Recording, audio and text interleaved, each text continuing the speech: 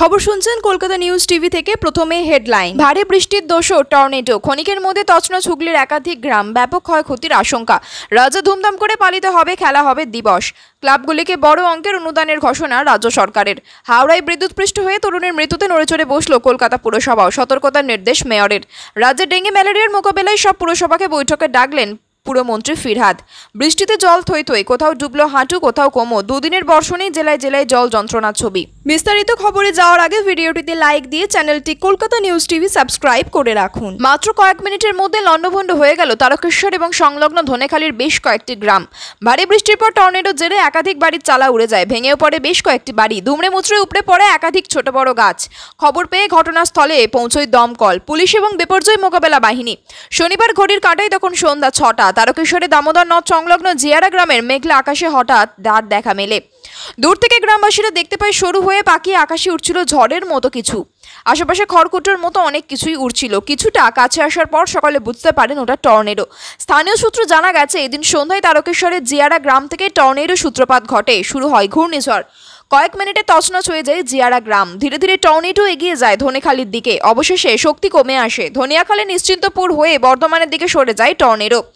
কিছু বুঝে ওঠার আগে ক্ষণিকের ঘূর্ণিঝড়ের প্রভাবে ব্যাপক ক্ষতিগ্রস্ত হয় তারকেশ্বরের জিয়ারা গ্রাম। এছাড়াও ক্ষতিগ্রস্ত হয়েছে ধনেখালীর নিশ্চিন্তপুর, হবিবপুর, মোহনপুরে। পরে সোনাগড়িয়ার দিকে সরে যায় ঘূর্ণিঝড়, যার প্রভাবে ভেঙে পড়ে একাধিক গাছপালা এবং ঘরবাড়ি, উপড়ে পড়ে বিদ্যুতের খুঁটি, ছিঁড়ে পড়ে বিদ্যুতের তার।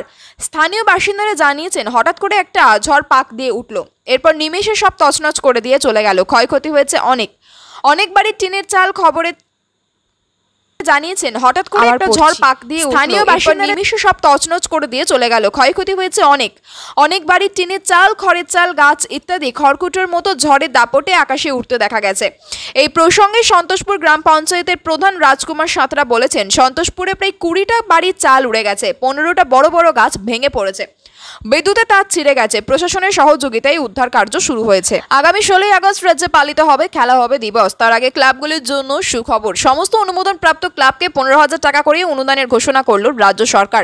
ওই দিন বিভিন্ন কর্মসূচি পালন করার নির্দেশ দেওয়া হয়েছে রাজ্য সরকারের তরফে। রাজ্যের মোট 119টি পুরসভা, 6টি পুর নিগম, 345টি ব্লক ছাড়াও কলকাতা পুরসভার 144টি ওয়ার্ডের বিভিন্ন অনুমোদন প্রাপ্ত ক্লাবকে এই টাকা দেওয়া হচ্ছে। অনুমোদন পাচ্ছে ইন্ডিয়ান ফুটবল অ্যাসোসিয়েশনও। ওই দিন খেলাধুলা সংক্রান্ত বিভিন্ন কর্মসূচি পালন করার নির্দেশ দেওয়া হয়েছে ক্লাবগুলিতে। ছাত্র যুব সহ আমজনতাও যাতে এই কর্মসূচিতে যোগ দেন সেই কথাও জানানো হয়েছে। মুখ্যমন্ত্রী খেলা হবে দিবস পালনের ঘোষণার পর থেকে প্রত্যেক বছরই 16ই আগস্ট রাজ্যে এই দিনটি পালিত হয়। বিভিন্ন টুর্নামেন্ট আয়োজন করা হয় ক্লাবগুলিতে। এই বছর লোকসভা নির্বাচনে বড়সড় জয় পেয়েছে তৃণমূল। সে কারণে এবার ধুমধাম করে এই দিনটি পালন করতে চাইছে রাজ্য। আর সাধারণ মানুষ যাতে এতে অংশ নিতে পারে সে কারণে নবান্নের তরফে জেলা শাসক বিশেষ নির্দেশ দিয়ে চিঠি পাঠানো হয়েছে। বলা হয়েছে, দরকার পড়লে বিশেষ কমিটি গঠন করে খেলা হবে দিবস পালন করতে হবে। অতিরিক্ত জেলা শাসক এবং জেলা ইউথ অফিসাররা কমিটিতে থাকতে পারেন। সচরাচর এই দিনটিতে রাজ্যের ক্রীড়ামন্ত্রী অরূপ বিশ্বাস, প্রতিমন্ত্রী মনোজ তিওয়ারি সহ একাধিক বিধায়করা বিভিন্ন অনুষ্ঠানে অংশ নেন। এবার ক্লাবগুলি সরকারের তরফে অনুমোদন পাওয়ার পর আরও জাঁকজমকভাবে খেলা হবে দিবস পালনের সম্ভাবনা দেখা যাচ্ছে রাজ্যে। প্রতি বছরে ক্লাবগুলির তরফে এই দিনটিতে ক্রিকেট, ফুটবল সহ একাধিক খেলার আয়োজন করা হয়ে থাকে। সেখানে উপস্থিত থাকেন জেলার ওপর মহলের আধিকারিকরা। রাজ্যের ক্রীড়া দপ্তরও ক্লাবগুলির সাথে থাকার আশ্বাস দিয়েছে। জানা গিয়েছে, ক্রীড়া দপ্তরের বিশেষ গাইডলাইন মেনেই ক্লাবগুলি খেলা হবে দিবস পালন করবে। হাওড়ায় বৃষ্টিতে রাস্তায় জমা জলে পড়ে থাকা বৈদ্যুতিক তারে তড়িতাহত হয়ে মৃত্যু হয়েছে কলেজ পড়ুয়া এক তরুণীর। সেই ঘটনার পুনরাবৃত্তি কলকাতায় চান না মেয়র ফিরহাদ হাকিম। তাই কলকাতা পুরসভার প্রশাসনকে এই বিষয়ে সতর্ক করেছেন তিনি। শনিবার কলকাতা পুরসভায় আয়োজিত সাংবাদিক বৈঠকে এই প্রসঙ্গে মন্তব্য করেন মেয়র। তিনি বলেন, খুবই দুঃখজনক ঘটনা। ওটা যে একটি দুর্ঘটনা তা আমি খোঁজ নিয়ে জেনেছি। যা ঘটেছে তা দুর্ভাগ্যজনক। একটি ছোট্ট মেয়ে এভাবে মারা গেল তা মেনে নেওয়া যায় না। রাজ্যের পুরমন্ত্রী হিসেবে ফিরহাদ হাওড়া পুরসভাকেও এই বিষয়ে নির্দেশ দিয়েছেন। তিনি বলেছেন, দুর্ঘটনাটি হাওড়া পুরসভার ভুলে হয়নি। তার সত্ত্বেও আমি পুর ও নগর উন্নয়ন দফতর এবং হাওড়া পুরসভাকে বলেছি, যেসব এলাকায় জল জমে সেখানে যেন বিদ্যুতের তার সরিয়ে ফেলা হয়। বৃহস্পতিবার রাতে ঘটনাটি ঘটেছে হাওড়া শালকিয়া তাঁতিপাড়া এলাকায়। ওই তরুণীর নাম পূরবী দাস, বয়স 22 বছর। ঘটনা তদন্ত শুরু হয়েছে মালি পাঁচখড়া থানার পুলিশ। ছাত্রের মৃত্যুতে এলাকায় শোকের ছায়া নেমে এসেছে। ওর সঙ্গে কলকাতা পুরসভা এলাকা নিয়ে মেয়র বলেন, 114 নম্বর ওয়ার্ডে জল জমা এলাকার ফিডার বক্স বা জয়েন্ট বক্সগুলোকে যেন নিরাপদ দূরত্বে তুলে দেওয়া হয়। নিজের পুরনো অভিজ্ঞতা থেকে তিনি আরও বলেন, কয়েক বছর আগে এইভাবেই ইকবালপুরে 2টি শিশু তড়িদাহত হয়ে মারা গিয়েছিল। আমি এ বিষয়ে একটা রিপোর্টও পেয়েছি, সেখানে সবকিছু ঠিকঠাক রয়েছে। হাওড়ায় জমা জলের সমস্যা নিয়ে পুরমন্ত্রী বলেন, হাওড়া পুরসভা তৈরি হওয়া থেকেই জল জমে, তবে এখন জল জমার সমস্যা খানিকটা কমে গিয়েছে। তবে হাওড়া একটা আনপ্ল্যান্ড সিটি, তাই সেখানে জনবসতি গড়ে উঠলেও নিকাশি ব্যবস্থা সেভাবে গড়ে ওঠেনি। তবে হাওড়া শহরে জমা জলের সমস্যা মেটাতে একটি মাস্টার প্ল্যান তৈরি হচ্ছে বলেও জানিয়েছেন ফিরহাদ। বর্ষা বাড়তেই রাজ্যের বিভিন্ন পুরসভা এলাকায় ডেঙ্গি ও ম্যালেরিয়ার প্রকোপ বৃদ্ধি পেতে পারে, এমনই আশঙ্কা থেকে রাজ্যের সব পুরসভার চেয়ারম্যানকে নিয়ে বৈঠক তলব করলেন পুরমন্ত্রী ফিরহাদ হাকিম। শনিবার রাজ্যের ডেঙ্গি ও ম্যালেরিয়া পরিস্থিতি নিয়ে এক প্রশ্নের জবাবে একথা জানিয়েছেন তিনি। ফিরহাদ জানিয়েছেন, আগামী 8ই আগস্ট কলকাতার ধনধান্য প্রেক্ষাগৃহে একটি বৈঠক ডাকা হয়েছে। সেই বৈঠকে রাজ্যের সব পুরসভার চেয়ারম্যান ও দায়িত্বপ্রাপ্ত আধিকারিক, পুর ও নগর উন্নয়ন দফতরের শীর্ষ আধিকারিক ও কলকাতা পুরসভার স্বাস্থ্য বিভাগের শীর্ষ আধিকারিকদের যোগদান করতে বলা হয়েছে। সেই বৈঠকে বেশ কিছু বিশেষজ্ঞও অংশ নেবেন বলে জানানো হয়েছে। পুরমন্ত্রী বলেছেন, বর্ষা অনেক দেরিতে এসেছে, তাই মশাবাহিত রোগ এখন কম, কিন্তু বর্ষার ফলে জল যাতে কোথাও না জমে থাকে সেই বিষয়ে আমাদের সজাগ থাকতে হবে।